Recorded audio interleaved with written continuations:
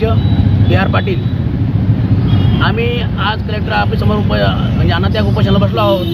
त्याचा विषय असा आहे की महिला आर्थिक विकास महामंडळ संभाजीनगर या विभागाला कलेक्टर मार्फत नियोजन समितीने महिला बचत गटांना वेंडर स्टॉलसाठी काही पैसे दिले होते।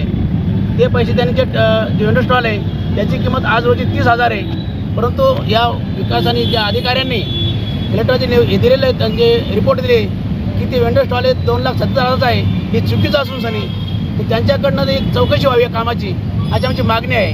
तसेच विद्यार्थ्यांना शालेय गणवेश मोफत देण्याची योजना आहे, ती योजना जी महिलांनी मुलांना ड्रेस शिवून द्यावे अशी योजना होती, परंतु या संबंधित अधिकाऱ्यांनी ती योजना इतरत्र हलवली, बाहेरच्या जिल्ह्यातून आपल्या कमिशन बेसवरती विकत घेऊन शासनाला सुपूर्द केली।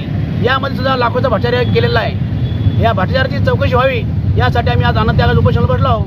जोपर्यंत आमची मागणी पूर्ण होणार नाही तोपर्यंत आमचं उपोषण असंच चालू राहील। कोण कोण आहेत तुमच्यासोबत? आज आम्ही या ठिकाणी आमचे मराठवाडा अध्यक्ष जे अन्नत्याग उपोषण करत आहे हे सिद्धार्थ बोर्डे, आमचे पक्षाचे सल्लागार साहेब संतोष भाऊ राजपूत, मराठवाडा संघटक सचिन भाऊ नवगिरे, जिल्हा अध्यक्ष सचिन खिल्लारे। काय निवेदन वगैरे तुम्ही दिले का? आम्ही सरांना निवेदन दिलेलं आहे 14 तारखेला, परंतु आजवर त्याची कसल्या प्रकारची कारवाई करण्यात आलेली नाही। काय आश्वासन दिले तुम्हाला? काय आश्वासन दिलेलं का तुम्हाला? सरांना दिलेलं नाही, कुठल्याही प्रकारचं आश्वासन काही दिलेलं नाही। जेव्हा भेटायला गेलो साहेबाला आज सकाळी तर साहेब मीटिंगमध्ये होते, तर ती मीटिंग आता झाल्यानंतर आम्हाला ते बोलवतील असं आम्हाला शक्यता आहे। आणि हा जो घोळ आहे हा 2023ला पोर्टेबल वेंडर स्टॉल म्हणून ही योजना महाराष्ट्र शासनानं आणली होती, जे कोविड-19मध्ये ज्या माता बहिणींचे पती वारले, ज्या विधवा माता बहिणी आहेत ज्यांचं डायव्होर्स झालेले आहे, अशा माता बहिणींसाठी हा स्टॉल देऊन त्यांना व्यवसाय चालू करून देणे व त्यांचा परिवाराचा उदरनिर्वाह त्या स्टॉल मार्फत होईल, त्या दुकानामार्फत, त्या व्यवसायामार्फत होईल, हा एक सुंदरशी योजना महाराष्ट्र शासनाने काढली होती। परंतु जेव्हा त्या अक्षरशः जेव्हा स्टॉल आम्ही स्वतः जाऊन बघितले व ते स्टॉल 25,000 ते 30,000च्याच घरातले स्टॉल आहे, पण महाराष्ट्र शासनानं त्या स्टॉलसाठी 2,77,700 रुपये दिलेले होते।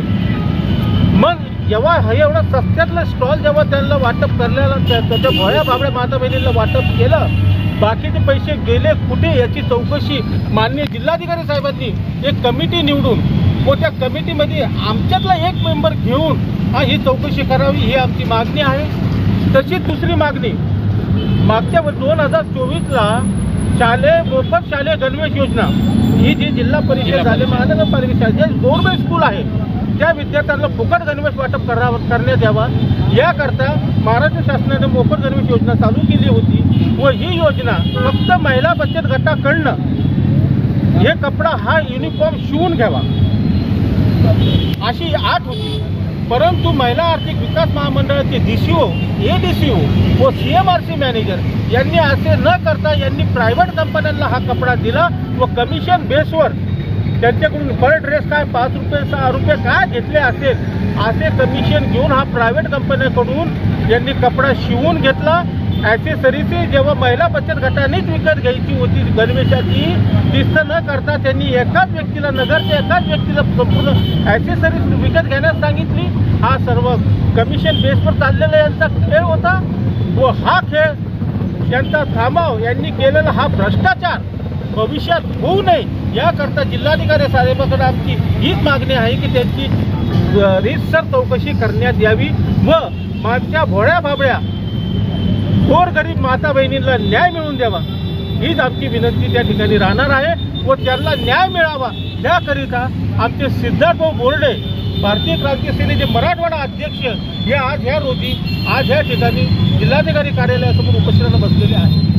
जो योजना आहे शासकीय योजना आहे ती फक्त कागदोपत्री राबवली, प्रत्यक्षात तिथं जी आहे ना पोर्टेबल वेंडर स्टॉल जे आहे तो आहे ना 25,000 ते 30,000 रुपयाचं पोर्टेबल वेंडर स्टॉल आहे, ज्यामध्ये ना 2,70,000 हे वेंडर स्टॉलची किंमत आहे। 1% प्रशासकीय खर्च आहे आणि 2,500 रुपये त्याच्यामध्ये त्यांनी आहे ना स्वयंसहायता शुल्क दिलेले आहे. याच्यामधले जे घोटाळा त्यांनी केलेला आहे तर महिला बचत गटांना ज्या आहेत त्यामध्ये आहे ना कोविडमध्ये मृत्यू झालेल्या ज्या पती आहेत अशा विधवा महिला, परित्यक्त्या, निराधार महिला आणि DOC महिला अशा यांच्यासाठी ती योजना होती. पण प्रत्यक्षात ती योजना राबवली आहे तर ती लाभार्थी महिला ज्या नाही आहेत अशा महिलांना पण त्यांनी पोर्टेबल वेंडर स्टॉल दिलेला आहे आणि या योजनेच्या अंतर्गत त्यांनी एका टपरी जवळजवळ वेंडर स्टॉलच्या मागे 2,25,000 रुपयाचं भ्रष्टाचार केलेला आहे. म्हणजे टोटल जर पाहिलं गेलं तर भ्रष्टाचार हा आहे ना महाराष्ट्र शासनाचा 4,16,00,000 रुपये निधी होता. परंतु याच्यामध्ये त्यांनी जवळजवळ 3 कोटीपर्यंत आहे ना ते भ्रष्टाचार करून DCO महिला आर्थिक विकास महामंडळाची जिल्हा मुख्य मागणी ही आहे की आमची याच्यामध्ये आहे ना परित्यक्त्या विधवा महिलांना आहे ना जे काही योजना वरतून राबवलेली होती ती पूर्णतः लाभार्थ्यांना पूर्ण त्यांचे पैसे मिळावे आणि त्यांचा पूर्ण लाभ त्यांना मिळावा आणि भ्रष्टाचार झालेला अधिकारी पदाधिकारी जे काय कर्मचारी त्यांच्यावर आहे ना त्यांना बडतर्फ करण्यात यावं आणि आहे ना त्यांना शासनातून निलंबित करण्यात यावं हीच आमची मागणी आहे.